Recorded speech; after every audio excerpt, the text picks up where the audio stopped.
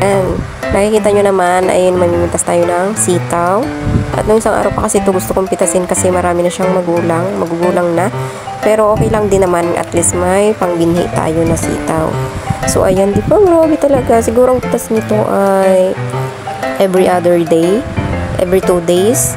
So ganyan siya kahitik sa bunga. Sobrang daming binunga yan. So nakailang pitas na kami dyan, 5 or 6. So ayan, dahil nga nauumay nakagulay ng sitaw, ay manguha tayo ngayon ng sitaw at ibebenta natin. So diba?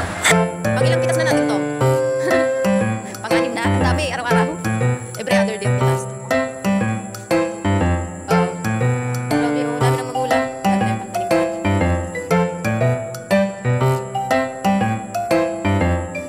Talaga, pag masipag ka talaga, hindi naman sa masipag, hilig ko lang talaga magtanim. Kahit saan ka talaga mapadpad. Pag ang hilig mo ay hilig mo, ayan. Wow! So, okay na lang at ang hilig ko ay magtanim. Charot. So, ayan, dami pa ito.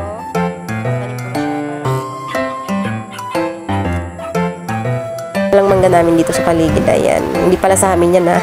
Joke lang. So, ayan, hindi sa amin yan. Sa amin na rin yan. Kasi yan dito sa tabi, ayan. Kila ating mangga, ang dami. Nahuhulog na lang. So, ayan, nakikita nyo aking kalabasa.